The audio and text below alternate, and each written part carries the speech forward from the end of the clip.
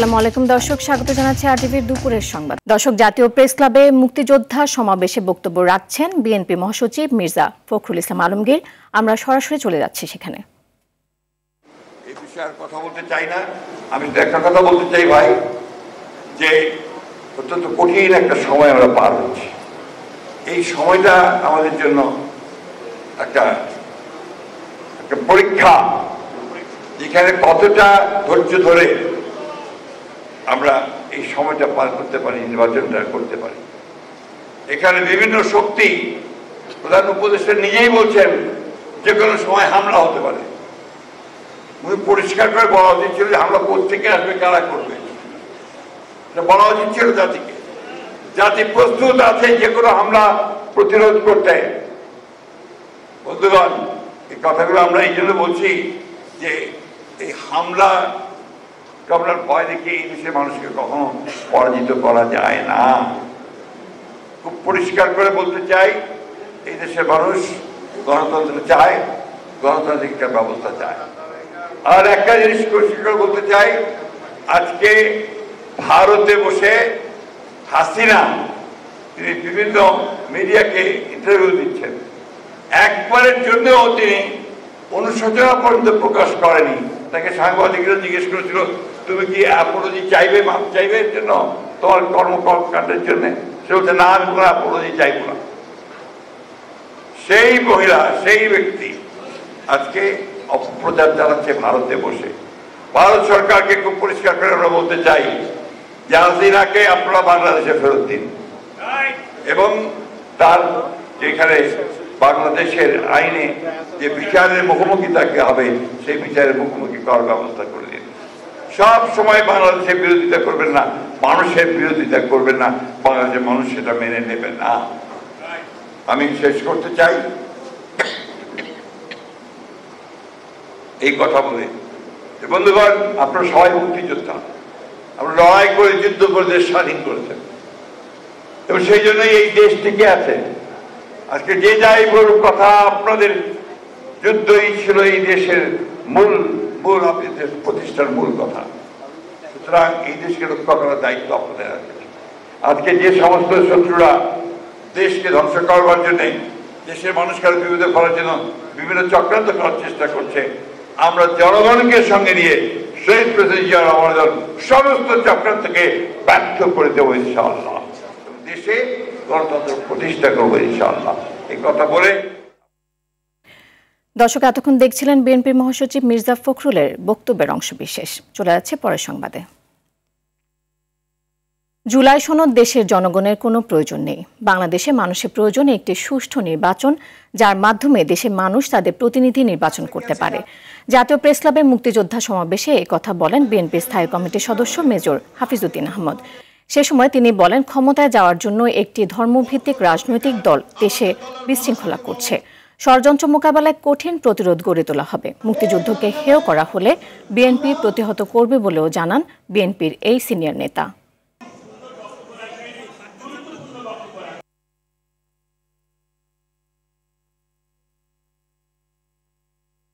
জুলাই সনদ দেশের জনগণের প্রয়োজন নাই।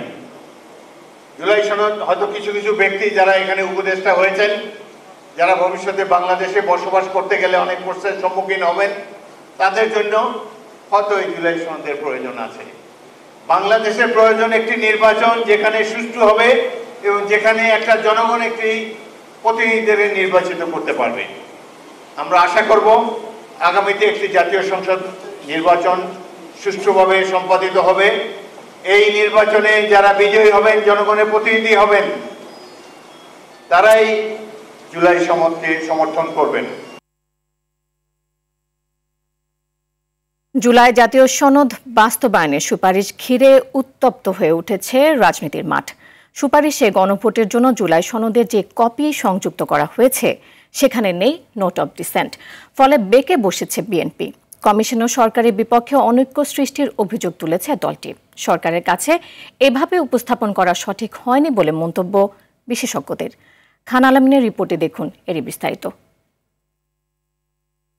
জুলাই জাতীয় সনদ বাস্তবায়নের সুপারিশ সরকারের কাছে জমা দেওয়ার পর থেকেই রাজনীতির মাঠে অনৈক্যের সুর বেজে উঠেছে। প্রধান সব রাজনৈতিক দল জুলাই সনদ নিয়ে বিপরীতমুখী অবস্থান নিয়েছে।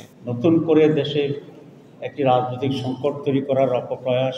নোট অফ ডিসেন্ট সহ স্বাক্ষরকৃত জুলাই সনদ আর গণভোটের জন্য সুপারিশকৃত নোট অফ ডিসেন্ট ছাড়া জুলাই সনদ নিয়ে ক্ষুব্ধ প্রধান রাজনৈতিক দল বিএনপি। এটিকে তারা প্রতারণা হিসেবে আখ্যায়িত করেছে। ফ্যাসিবাদ বিরোধী লড়াইয়ে অন্যতম অংশী বিএনপিকে আখ্যায়িত করে এই বিশেষজ্ঞ বলেন, নোট অফ ডিসেন্ট সহ গণভোট একটি জটিল প্রক্রিয়া, তবে সরকারের কাছে এভাবে উপস্থাপন ঠিক হয়নি। নোট অফ ডিসেন্ট সহ আপনি কেমনে জনগণকে বোঝাবেন যে এইটাতে কেউ একমত কেউ একমত না? এটা কঠিন বোঝানো, কিন্তু সরকারের কাছে উপস্থাপন করার ক্ষেত্রে তো আপনি নোট অফ ডিসেন্ট দিতেই পারতেন। সরকার যখন গণভোটে দিবে প্যাকেজটা, সেই প্যাকেজে নোট অফ ডিসেন্ট হতে পারে রাখতে, কিন্তু এমনটা হওয়া যাবে না যে নোট অফ ডিসেন্টের কোনো ইস্যু মানে ঐক্যমত্য আকারে যদি মূল প্রস্তাবে চলে আসে, এটা ঠিক হবে না। তিনি বলেন, জুলাই সনদকে এমনভাবে জনগণের কাছে উপস্থাপন করতে হবে যাতে জনরায় এর পক্ষে যায়। যেভাবে ঐক্যমত্য হয়েছে জুলাই সনদ নিয়ে, সেইভাবে উপস্থাপন না করে যদি কিছু কাটছাট করে যোগ বিয়োগ করে এটাকে গণভোটে দেন, তাহলে আর একটা গোষ্ঠী অসন্তুষ্ট হচ্ছে না? আমরা তো না আসার জন্য জুলাই সনদ করি নাই ভাই। আপনি এমনভাবেই জুলাই সনদ উপস্থাপন করবেন যেভাবে করলে হ্যাঁ আসবে। তবে জাতীয় ঐক্যমত্য কমিশনের বিশেষজ্ঞ প্যানেল সদস্য সুপ্রিম কোর্টের আইনজীবী ডক্টর শরীফ ভূঁইয়া বলেন, নোট অফ ডিসেন্ট সহ গণভোট অর্থবহ হবে না। আপনি যদি নোট অফ ডিসেন্ট সহ এটা গণভোটে নেন, সেই গণভোটের ফলাফল কিন্তু তেমন একটা অর্থবোধক হয় না, কারণ তখন তো আপনার নোট অফ ডিসেন্ট সহই জনগণ এটাকে অ্যাপ্রুভ করছে। কাজেই আপনি জানতে পারছেন না যে যেগুলোতে নোট অফ ডিসেন্ট আছে রাজনৈতিক দলের, সেগুলোর ব্যাপারে জনগণের মতামত কি। তিনি বলেন, কমিশন যে দ্বিতীয় বিকল্প প্রস্তাব দিয়েছে সেখানে সব রাজনৈতিক দলের চাহিদাকে গুরুত্ব দেওয়া হয়েছে। সবগুলো রাজনৈতিক দলের চাহিদাকে অ্যাড্রেস করা সম্ভব হয়েছে এবং এতে করে সবগুলো দলের মধ্যে দ্বিতীয় প্রস্তাবের ব্যাপারে একটা ঐক্য হওয়ার আমি তো মনে করি ভালো সম্ভাবনা তৈরি হয়েছে। জনগণ রাষ্ট্র কাঠামোর মৌলিক পরিবর্তন চায় মন্তব্য করে তারা বলেন, জন আকাঙ্ক্ষাকে গুরুত্ব দিয়েই সরকার এবং রাজনৈতিক দলগুলোকে এমন পদক্ষেপ নিতে হবে যাতে জুলাই সনদ হুমকির মুখে না পড়ে। খান আলামিন, RTV, ঢাকা। গণভোট ও জাতীয় নির্বাচন একই দিনে হলে গণভোটের কোনো মূল্য থাকবে না বলে মন্তব্য করেছেন জামায়াতে ইসলামের নায়েবে আমির অধ্যাপক মুজিবুর রহমান। বলেন, নির্বাচনের আগে গণভোটের বিরোধিতাকারীরা গণতন্ত্রে বিশ্বাসী নয়। রাজধানীর শাহবাগে ফ্রি মেডিকেল ক্যাম্প উদ্বোধন শেষে গণমাধ্যমকে একথা বলেন তিনি। বলেন, PR পদ্ধতিতে ভোট হলে নির্বাচনে কালো টাকা ও পেশি শক্তির দৌরাত্ম্য কমে যাবে। এছাড়া আগামী জাতীয় নির্বাচনে সব ইসলামী দল ঐক্যবদ্ধ হয়ে ভোট যুদ্ধে নামবে বলেও প্রত্যয় ব্যক্ত করেন অধ্যাপক মুজিবুর রহমান। একদল দাবি করছে একই দিনে জাতীয় সংসদ হবে, পিয়ারটা হবে।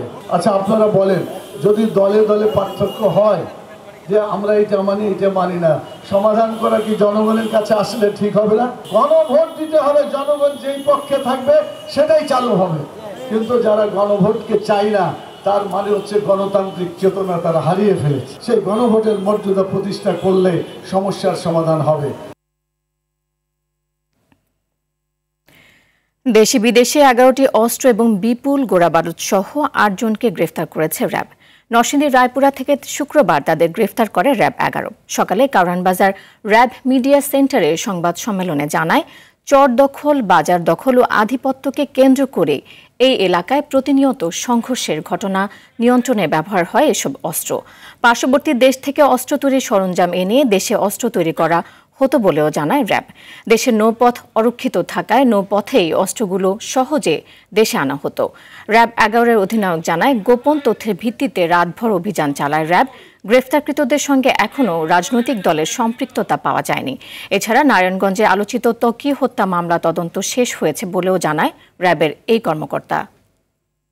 এই ঘটনায় তারা যে লোকালি মেড ট্যাটা বলে থাকে, বর্ষার মতো এইগুলো ব্যবহার করে থাকে, দা ইউজ করে থাকে। এছাড়াও লোকালি মেড কিছু অস্ত্র এবং বিদেশ থেকেও আনা, আমরা গতকাল যে অপারেশন অভিযান পরিচালনা করেছি সেখানে আমরা বিদেশি অস্ত্র সহকারে প্রায় 11টি অস্ত্র উদ্ধার করি এবং বিপুল পরিমাণ শর্টগানের গুলি পাই আমরা সেখান থেকে। এলাকা বেসিস এবং গ্রাম বেসিসে তাদের এই গ্রুপগুলো রয়েছে। তারাই আমাদের কাছে যেটা রয়েছে, বর্ডার কেন্দ্রিক কিছু গ্রুপ থাকে আমরা তাদের সম্পর্কে তথ্য কালেকশন করছি কি। 14 বছর প্রতীক্ষার পর চালু হলো খুলনার নতুন কারাগার। 100 সাজাপ্রাপ্ত বন্দীকে স্থানান্তরের মধ্য দিয়ে শনিবার শুরু হয় এর কার্যক্রম। পরে ধাপে ধাপে আনা হবে আরও বন্দীদের। পুরনো কারাগারে মহানগরীর বন্দী এবং নতুন কারাগারে থাকবেন জেলার বন্দীরা। আধুনিক এই কারাগারের শাস্তির পাশাপাশি থাকবে সংশোধনের সুযোগও। বিচারাধীন ও সাজাপ্রাপ্ত বন্দীদের জন্য রয়েছে আলাদা ভবন, কিশোর কিশোরীদের জন্য ব্যারাক, আর নারীদের জন্য হাসপাতাল, মোটিভেশন সেন্টার ও ওয়ার্কশেড। বন্দীদের চিকিৎসার জন্য রয়েছে 50 শয্যার হাসপাতাল। শিশু সন্তান সহ নারী বন্দীদের জন্য রয়েছে পৃথক ওয়ার্ড, যেখানে নেই সাধারণ বন্দীদের প্রবেশাধিকার।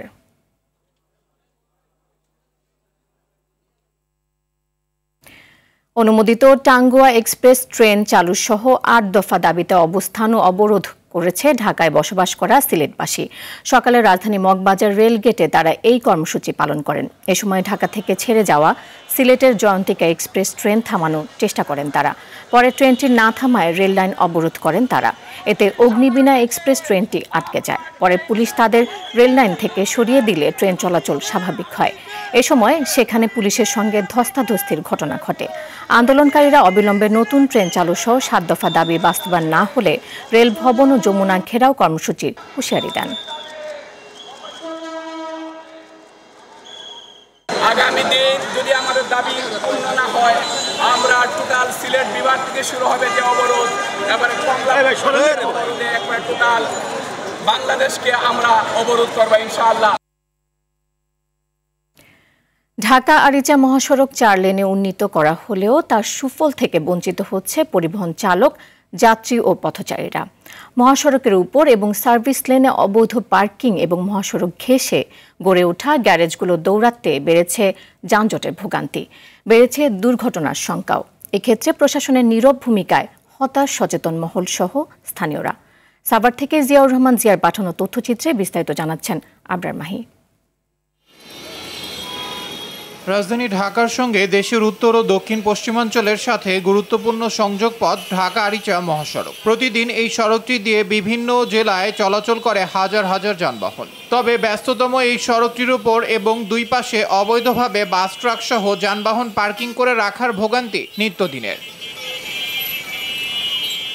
গুরুত্বপূর্ণ মহাসড়কটি ঘেঁষে গড়ে ওঠা অবৈধ গ্যারেজগুলো মহাসড়কের ভোগান্তি আরও বাড়িয়ে দিচ্ছে। পার্কিং করা চালক আর গ্যারেজ দেয়াদের প্রশ্ন করা হলে শোনান নানা অজুহাত। এখানে ঠিক করার জায়গা নাই, গ্যারেজে জায়গা নাই, রাস্তায় আমার গাড়ি তো সাইডে আছে, সাইডে থেকে তো কাজ করতেছি, তা ঝুঁকি আবার গেছি রাস্তা কি বাম পাশে ঝুঁকি আমরা কমই মনে করি। গাড়ি অনেক সময় ডান পাশ দিয়ে ওভারটেক করে, বাম পাশ দিয়ে তারা ওভারটেক করে না। ভোগান্তির মধ্যে জ্যাম বেজে জায়গা রাস্তার মধ্যে, এই তাছাড়া তো এমবেই নেই। 2 লেনের রাস্তা, 3 লেনের রাস্তা, এর মধ্যে 1 লেন তো আটকায় রাখছে। মহাসড়কের উপরে আপনার যে গ্যারেজে গাড়ি টাড়ি রাখা, বিভিন্নভাবে অবৈধ পার্কিং, এগুলো প্রতিনিয়ত হচ্ছেই। মহাসড়কে ভোগান্তি লাঘবে নিজেদের সদিচ্ছার কথা জানিয়ে জনবল সংকটের অজুহাত তোলেন এ পুলিশ কর্মকর্তা। পুলিশের পক্ষ থেকে আমাদের জনবলের সীমিত থাকার কারণে অন্যান্য সড়কে তারা প্রতিদিন ট্রাফিক নিয়ন্ত্রণের কাজ করছে। আমরা হাইওয়ে পুলিশের পক্ষ থেকে আমরা প্রতিদিন ভিন্ন ভিন্ন জায়গায় অভিযান করছি। যখনই আমরা রাস্তার উপরে আনঅথরাইজড কোনো পার্কিং আমরা দেখে থাকি, তাদের বিরুদ্ধে আমরা আইনগত ব্যবস্থা নিচ্ছি। অবৈধ পার্কিং বন্ধ, ভোগান্তি লাঘব এবং মহাসড়কে নিরাপত্তায় উদ্যোগী হবে প্রশাসন, এমনটাই প্রত্যাশা সবার। আবরার মাহি, RTV। দীর্ঘ 9 মাস পর আজ থেকে পর্যটকদের জন্য সেন্ট মার্টিন দ্বীপ উন্মুক্ত হলেও চলছে না জাহাজ। Sea cruise operator owners association of বাংলাদেশের সাধারণ সম্পাদক হোসেন ইসলাম বাহাদুর জানিয়েছেন, কক্সবাজারের BIWTA জেটি থেকে জাহাজ ছাড়ার পর সেটি দ্বীপে পৌঁছাতে প্রায় 7 ঘন্টা লাগে। রাত্রি যাপনের ব্যবস্থা ছাড়া একই দিনে দ্বীপে যাওয়া আসা অসম্ভব। সরকারি সিদ্ধান্ত অনুযায়ী প্রতিদিন সর্বোচ্চ 2000 পর্যটক দ্বীপে যাওয়ার সুযোগ পাবেন। তবে দ্বীপের প্রাকৃতিক সৌন্দর্য, পরিবেশ ও জীববৈচিত্র্য রক্ষায় ভ্রমণের ক্ষেত্রে মানতে হবে 12টি নির্দেশনা।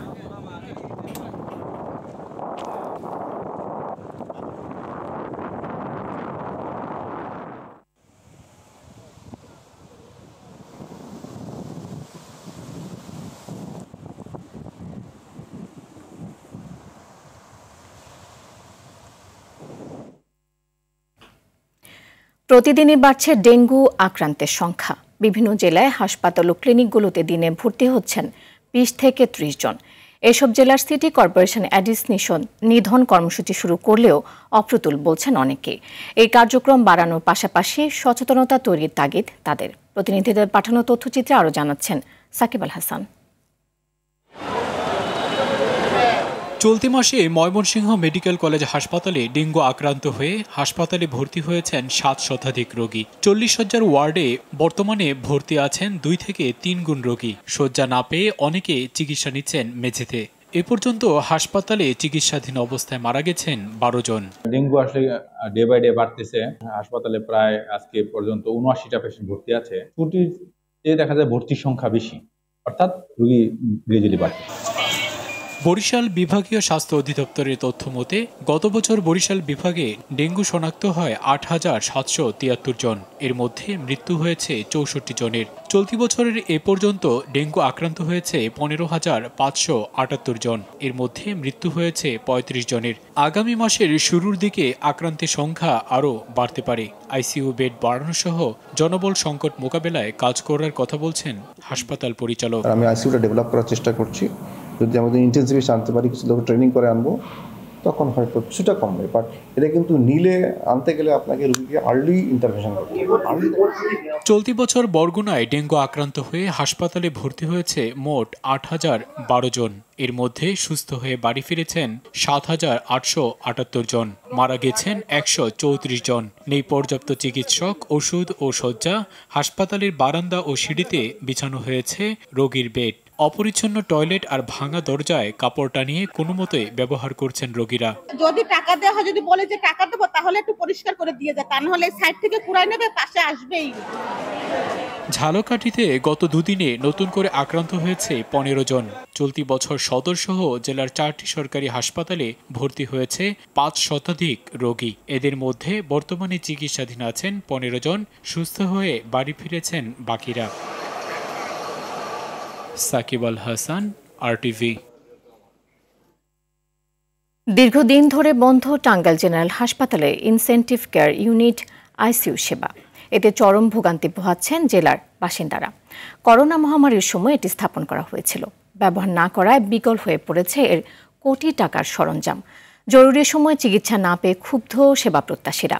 আবারও ইউনিটটি চালু করতে জনবল ও প্রয়োজনীয় সরঞ্জাম চায় কর্তৃপক্ষ। টাঙ্গাইল থেকে কামাল হোসেনের পাঠানো তথ্যচিত্রে আরও জানাচ্ছেন আব্দুল হামিদ। প্রায় 40 লাখ মানুষের বসবাস টাঙ্গাইল জেলায়, অথচ এত মানুষের জন্য জেলার সবচেয়ে বড় চিকিৎসা কেন্দ্র 250 শয্যা বিশিষ্ট টাঙ্গাইল জেনারেল হাসপাতালে নেই আইসিইউ বিভাগ। প্রতিদিন গড়ে 300 রোগী ভর্তি হন হাসপাতালটিতে, যাদের অনেককে নিবিড় পর্যবেক্ষণের জন্য রাখতে হয় আইসিইউতে। কিন্তু দক্ষ লোকবল ও প্রয়োজনীয় সরঞ্জাম না থাকায় দেয়া যাচ্ছে না গুরুত্বপূর্ণ এই সেবা।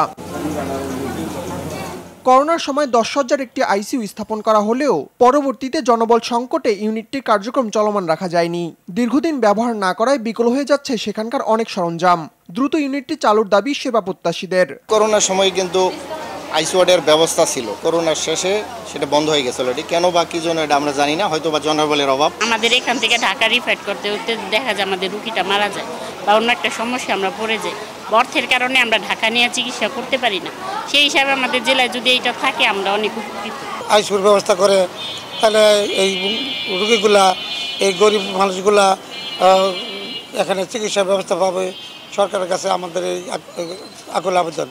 কর্তৃপক্ষ বলছে সংকট সমাধানে সরকারের কাছে দক্ষ জনবলের পাশাপাশি প্রয়োজনীয় চিকিৎসা সরঞ্জাম চাওয়া হয়েছে।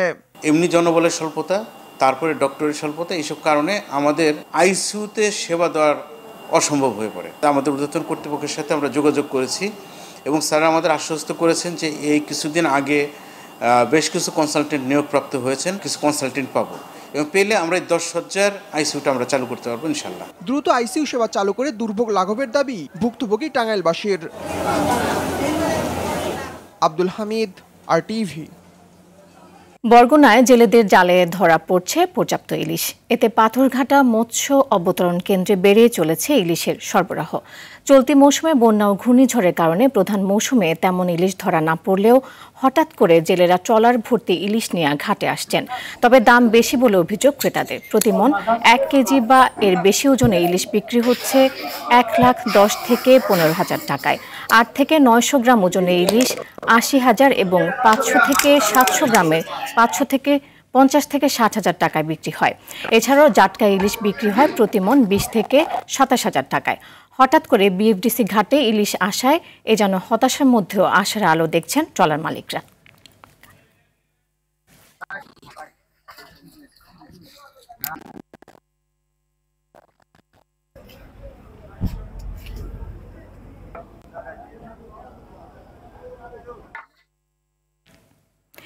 দীর্ঘ 9 মাস পর আজ থেকে পর্যটকদের জন্য সেন্ট মার্টিন দ্বীপ উন্মুক্ত হলেও চলছে না জাহাজ। দর্শক এ বিষয়ে আরো জানাতে কক্সবাজার থেকে যুক্ত হচ্ছেন সহকর্মী সাইফুর রহিম শাহিন।